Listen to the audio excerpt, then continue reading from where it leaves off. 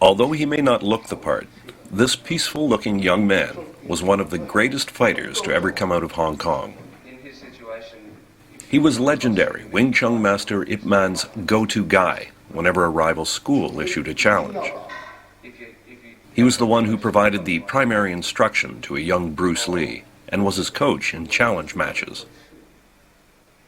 And he was the king of Beimo, or challenge matches, taking on all comers, anytime, any place. Participating in, by some estimates, over 100 such encounters, without a single loss. He was known as the man who did his talking with his hands, and his name was Wong Shun Leung.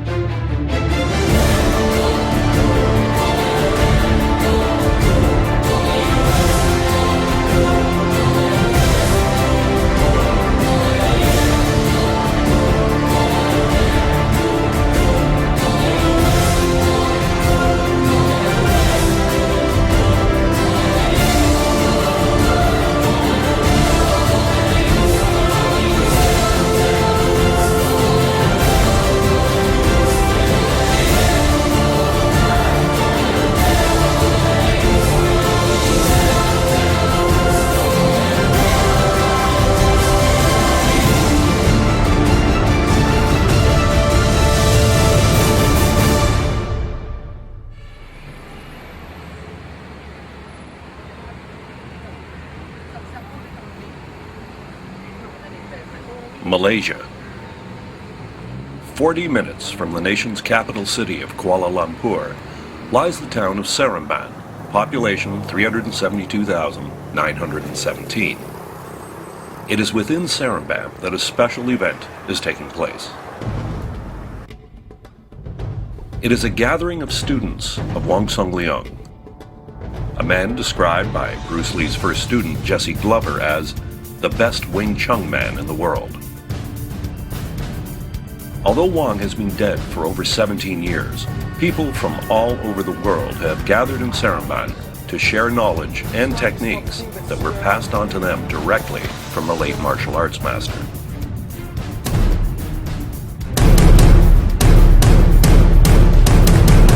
Wong Shun Leung係一個好偉大嘅一代宗師。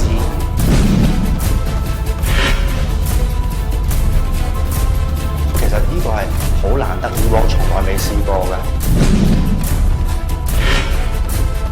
People from all over the world, Denmark, Canada, Australia, Malaysia, Hong Kong. It's actually a very good event because it's very rare that we have a lot of Wong Shun Leung lineage students getting all together. 嚟馬來西亞咧，就抱住一個好期待嘅心態。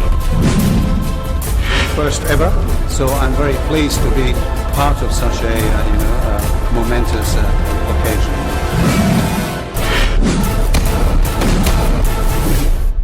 Fantastic. Presiding over this get-together is David Peterson, one of Wong Shun Leung's top students. Actually quite overwhelming to see this place so full of people that represent the legacy of that gentleman up there.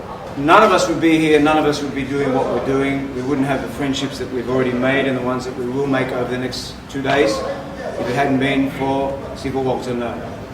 And his efforts to take people like me and John and all the other presenters and help us and craft us and mentor us to where we are now is what it's all about. Had he not done that, had he not been the incredible man that he was, we'd have nothing to show you and you'd have nothing to practice. So really the true credit and why we are here is to celebrate Wong Shun Leung.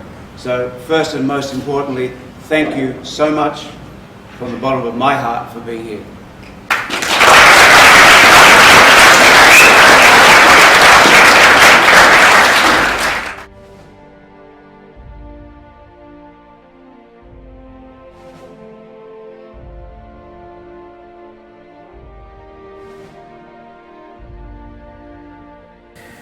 He seemed to stress the aggressive nature of, Wing Chun, which is basically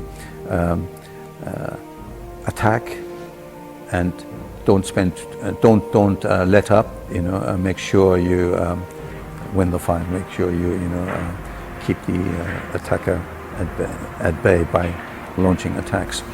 Just shortly before I left Hong Kong was my last meeting with Sifu, and I remember expressing my concern that I would find it difficult to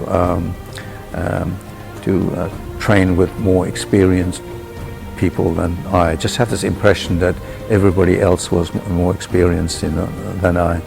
And Wong thought about it for a few seconds, and then he said, not to worry. Doesn't matter how more experienced or skilled these people that Rolfo meet with. Whatever happens, just attack. Just attack. Don't worry about the skill. Don't worry about your lack of experience and skill. Just attack. And that made quite an impression on me. It's a very 一個好嘅fighter good fighter. 係忘記咗啲動作。 Most of his fights, according to the eyewitnesses that are still alive to talk about it, said that they were over within 2 or 3 punches because he just went straight to the job, bang, bang, bang, and it was over. In his experiences outside of Baimo, he had a couple of very close calls where he was attacked for reasons because of other people, not because of himself. And on one of those occasions, he was with a friend who had run up some pretty serious gambling debts, and the mob, the local triad group that he'd borrowed the money from, came looking to collect their debt. And my Sifu was with him at the time, this particular guy, and when they came in with knives and sticks and steel bars and whatever else they could put their hands on. And under normal circumstances, my Sifu always told us if there's an attack by weapons, the best way to deal with it is to run away. He was a realist in that regard. He wouldn't teach people self-defense against weapons because his attitude was, I don't want my students to learn how to die. However, he always said that if it did happen, you need to fight like your life depends on it, because it absolutely does. And so you have to go straight for the closest opponent, put him down, be aware of any weapons and get the hell out of there.